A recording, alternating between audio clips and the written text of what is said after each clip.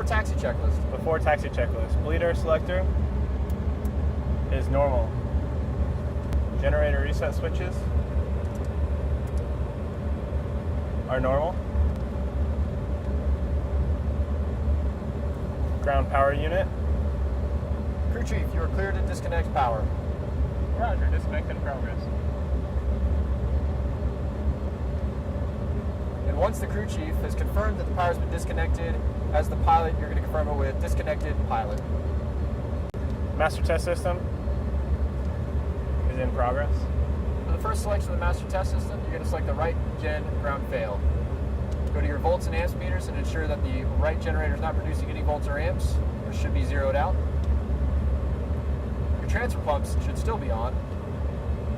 And if you look on your annunciator panel, right gen off should be illuminated. Once you've ensured all these have happened, after the go light, you're going to select the right generator reset switch.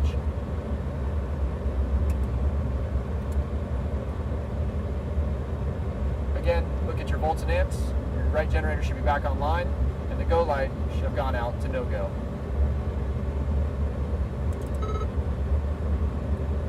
For left stall,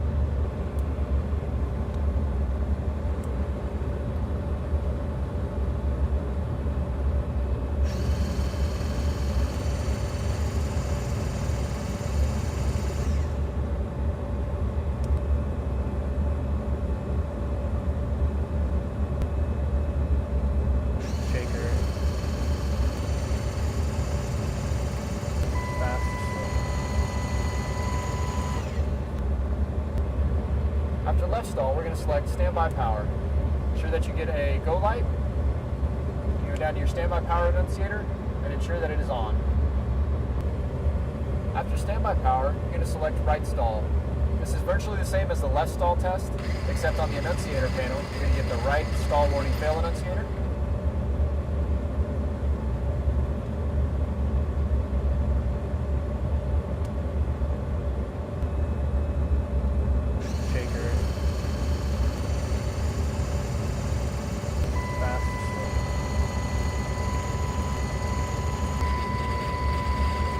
Next, you're going to select left gen ground fail. Again, this is the same as the right gen fail, except the annunciator on the annunciator panel is going to be left gen off.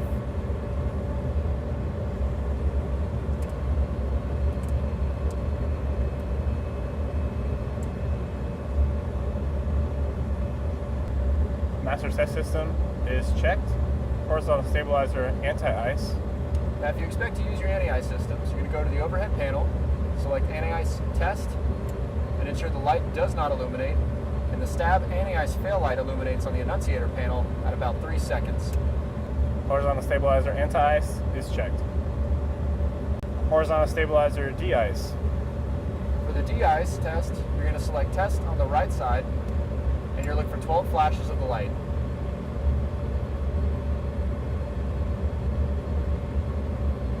After the first 6, there should be a pause, and the next 6 should follow.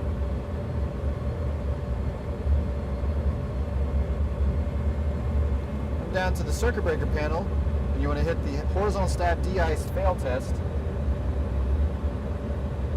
and ensure on the annunciator panel that stab de-ice fail light is illuminated. Horizontal stabilizer de-ice is checked. Jet pumps. To check your jet pumps, you're going to select from norm to off on both sides, and this is to ensure that your boost pumps will activate in the event that your jet pumps are lost. To reset your boost pumps, you're going to select from auto to off and back to auto. Jet pumps are checked. Standby attitude indicator is uncaged and set. Speed brakes. When you call for the speed brakes, the crew chief should ensure that the wings are clear. First, you're going to select the emergency retract, and then extend on the speed brake switch. This is to ensure that the emergency retract function will, in fact, keep the speed brakes retracted. You're going to close the emergency retract to normal. This should extend your speed brakes.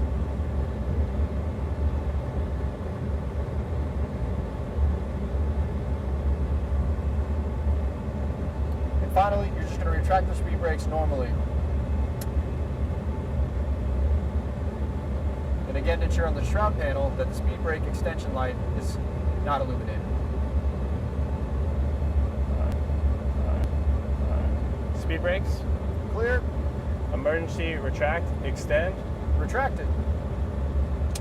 extend, Extended. retract. Retracted. Speed brakes. Check pilot.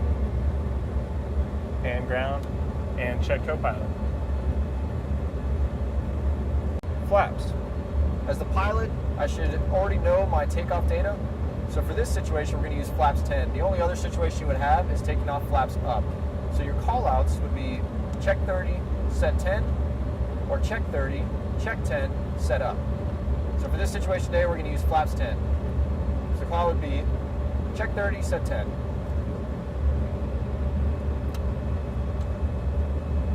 Now you want to ensure that the flap indicator goes all the way down to 30. Then once your crew chief has ensured that your flaps are 30, he's going to say flaps 30. Roger, tracking 10. You're going to set the 10 position, and then again, check your indicator to make sure that the flaps are in the appropriate position. Flaps. 10 pilot, 10 ground, And 10 co-pilot. Rudder boost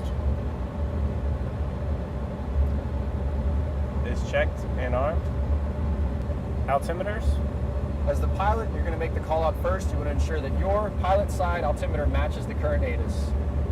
2992 set once pilot, showing 200 feet. 2992 set twice co-pilot, showing 200 feet and 200 feet.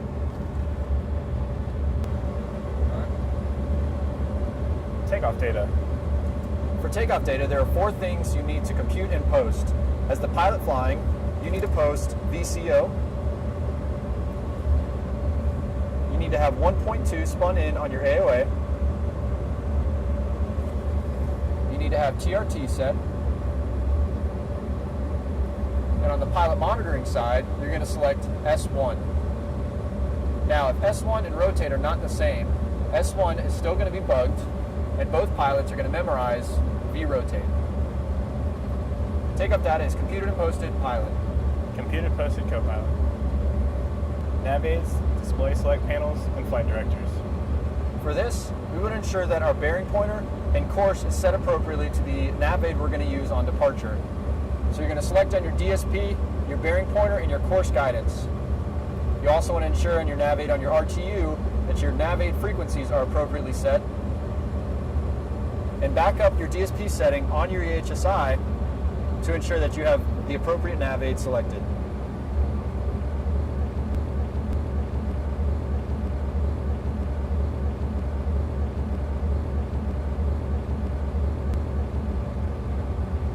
Nav aids, DSPs, and flight directors are set pilot. Set co-pilot. FMS, MFD, and TCAS. As the pilot, I'm going to say set standard. Co-pilot's going to select above and below, relative, 10-mile rings, and traffic mode should be on. On the RTU, he's going to go to the transponder select and hit test. Go to your VSI and make sure that is activated and illuminated appropriately.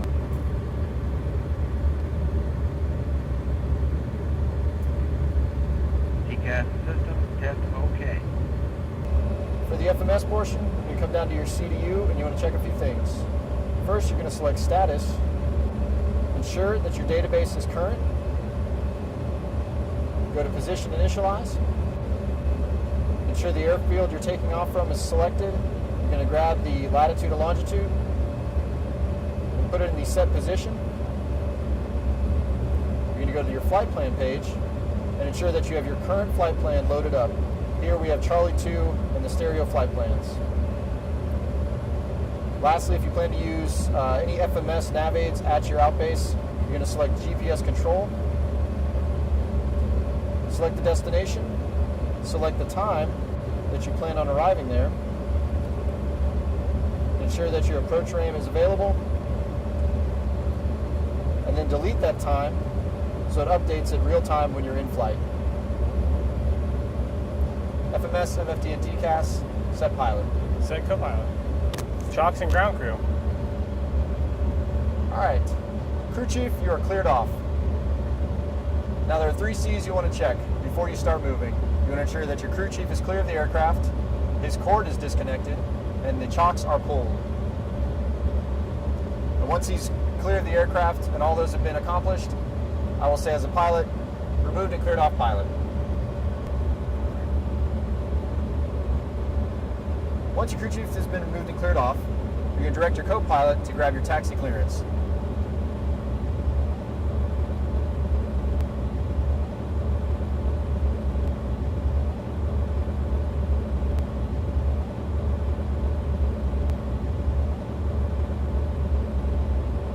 And once you're ready with the taxi, continue the checklist. Parking brake.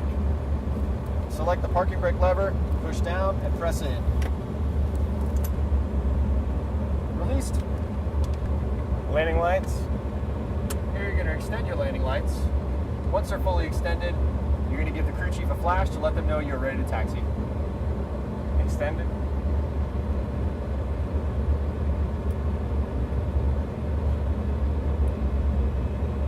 Transponder.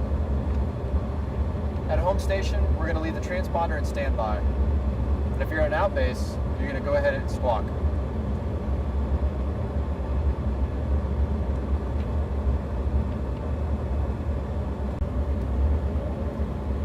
Transponder is standby before taxi checklist completed.